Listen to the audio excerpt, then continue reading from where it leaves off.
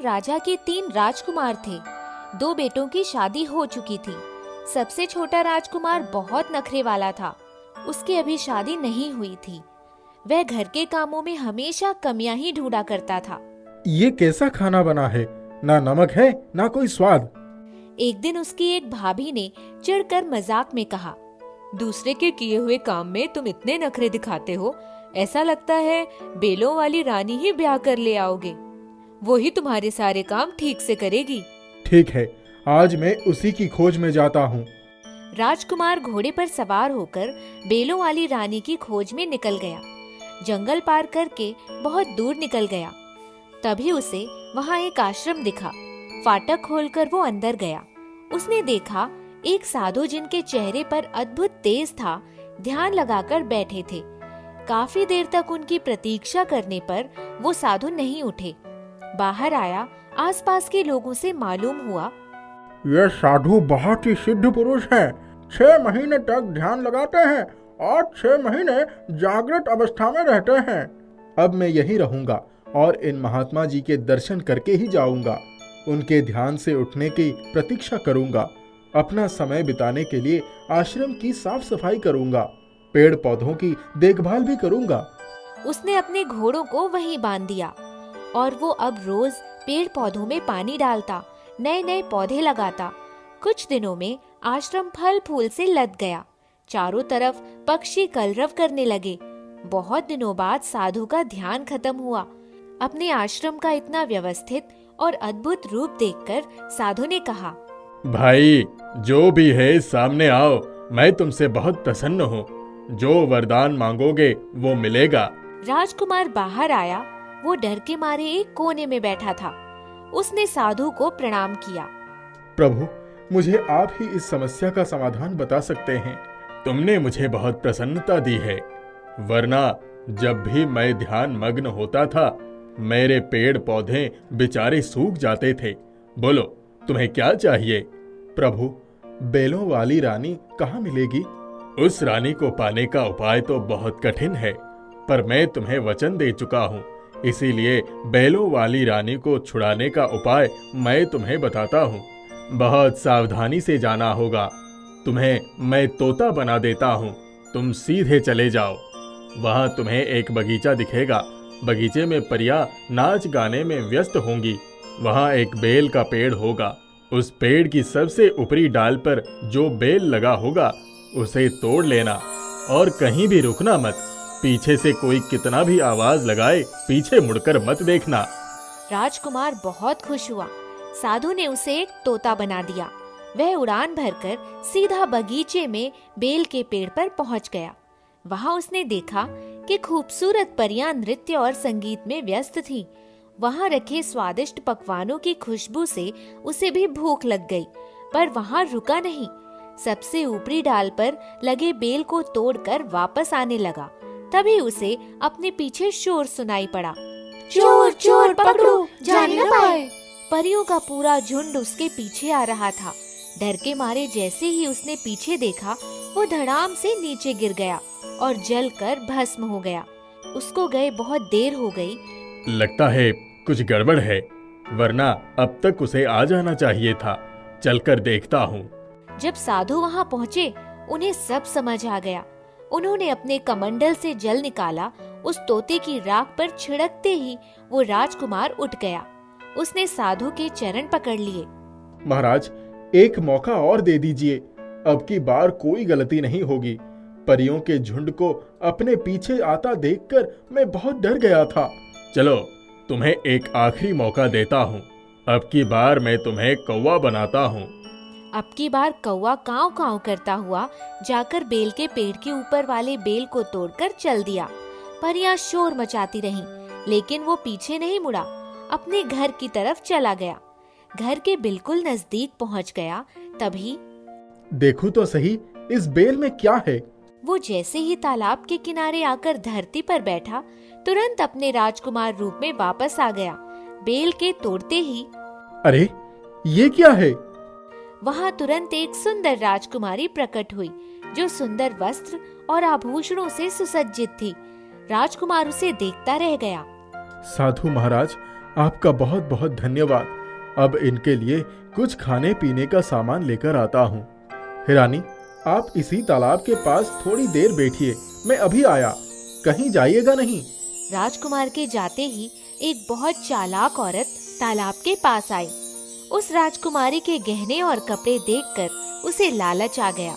अरे रानी, तुम तो बहुत खूबसूरत हो, मेरे पास तो इतने खूबसूरत गहने नहीं हैं।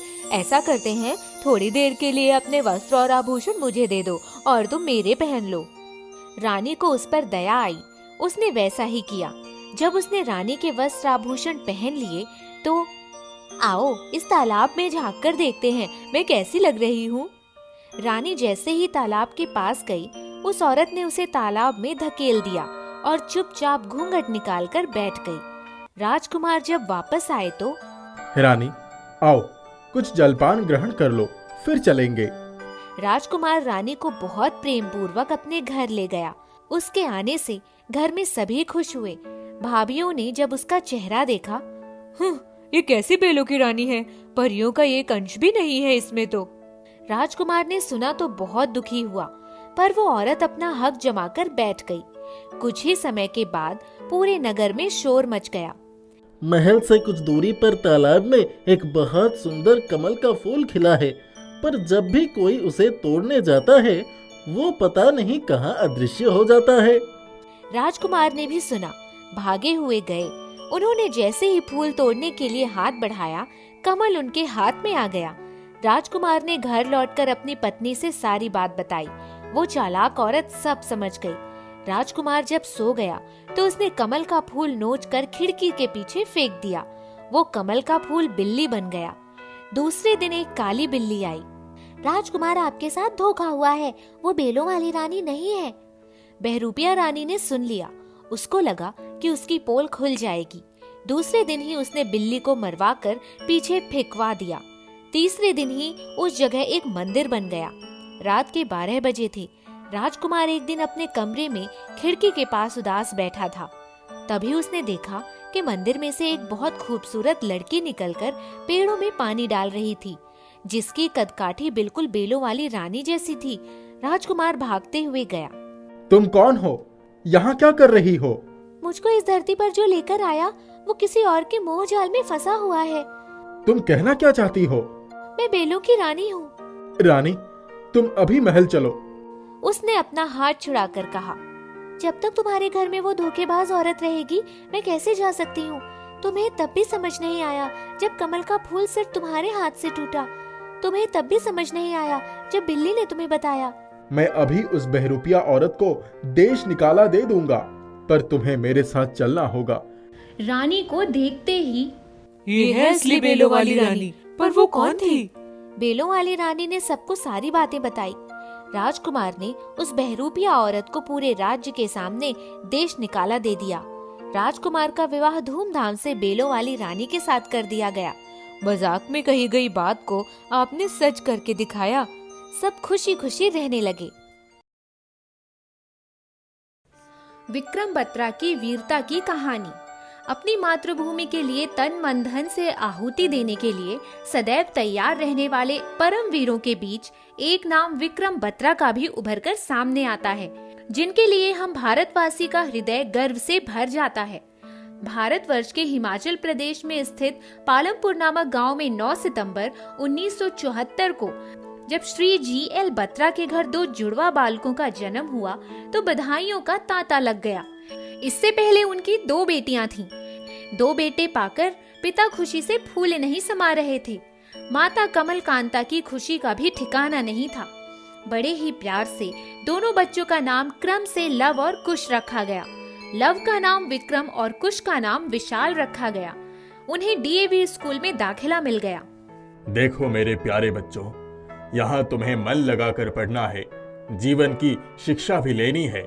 तुम्हें शिक्षा लेकर अपनी मातृभूमि के लिए अपने कर्तव्य का निर्वाह करना है और सदैव नेकी की राह पर चलना है। विक्रम बत्रा पर पिता की कही हुई बातों का बहुत बड़ा असर पड़ा। सेंट्रल स्कूल पालमपुर में पढ़ते हुए उन्होंने सेना छावनी के अनुशासन और राष्ट्रहित के लिए समर्पण को भी देखा था। और अपने पिता तथा बुजुर्गों से वीरता और देश प्रेम की कहानियां भी सुनते रहे। देश प्रेम का जज्बा उनकी नस नस में समाया हुआ था। डीएवी कॉलेज चंडीगढ़ में उन्होंने विज्ञान विषय में स्नातक की डिग्री हासिल की। इसके साथ साथ एनसीसी के सर्वश्रेष्ठ कैडेट भी चुने गए। उनकी बात जब भी उनके पिता के साथ होती थी तो उनका मुख्य विषय देश प्रेम होता था। पापा, मैं तो अपने देश के लिए ही लड़ूंगा और देश की ही सेवा करूंगा। मैं उस दिन का बड़ी बेसब्री से इंतजार कर रहा हूं जब मेरा चुनाव भारतीय सेना में हो और मैं युद्ध के लिए सीमा पर बंदूक लेकर डट जाऊं। स्नातक परीक्षा पास करने के बाद उनका चुनाव हांगकांग में मर्चेंट नेवी में हो रहा था, जिसे उन्होंने ठुकरा दिया। मैं तो माँ भारती की सेवा के लिए पैदा हुआ हूँ। मुझे दौलत की लालच भी मेरे इरादे से नहीं हटा सकता। ठीक है बेटा, अब तुम अपने लक्ष्य की तरफ बढ़ो। मैं भी चाहता हूँ कि तुम भारत माँ की सेवा करो। इसके बाद वह दिन भी आ गया जब विक्रम का चयन सीडीएस के जरिए भारतीय सेना में हो गया। जुलाई 1996 में उन्होंने भारतीय सैन्य अकादमी देहरादून में प्रवेश लिया।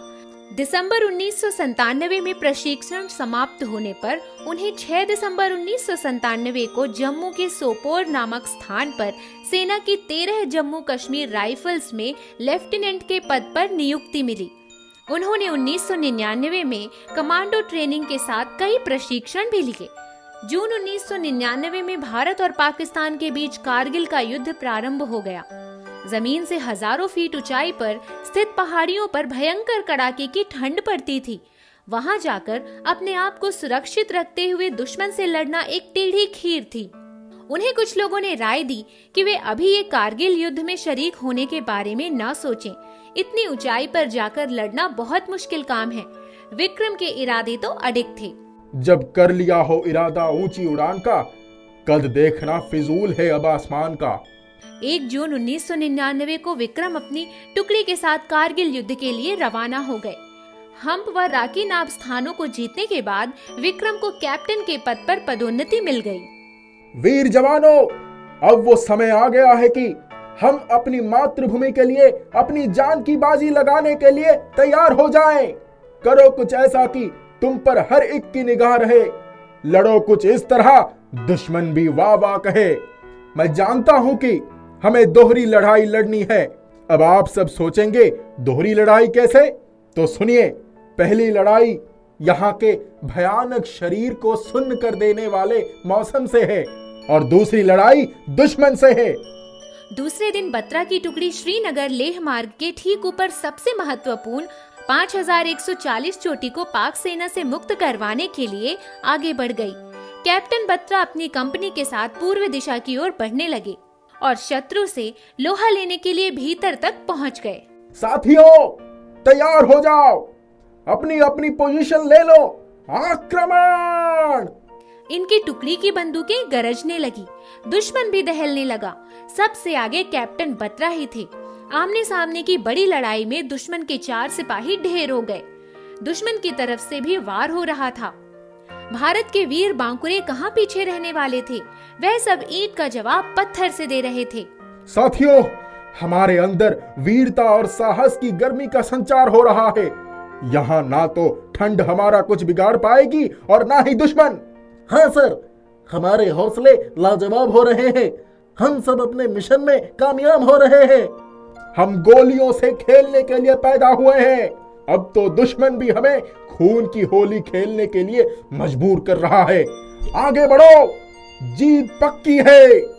सबसे अधिक कठिन क्षेत्र होने के बावजूद विक्रम बत्रा ने अपने साथियों के साथ 20 जून 1999 को सुबह 3:30 पर इस चोटी को अपने कब्जे में ले लिया। कैप्टन विक्रम बत्रा ने जब इस पहाड़ की ऊंची चोटी से रेडियो के जरिए अपना विजय उद्घोष यह दिल मांगे मोर कहा तो सिर्फ सेना ही नहीं बल्कि पूरे भारत में उनका नाम मशहूर हो गया।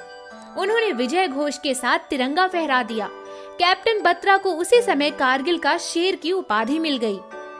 उन्हें और उनकी टुकड़ी को ऐसी सकरी चोटी से दुश्मन के सफाई का कार्य सौंपा गया जिसके दोनों ओर खड़ी ढलान थी, जिसके एकमात्र रास्ते की शत्रु ने भारी संख्या में नाकाबंदी की हुई थी।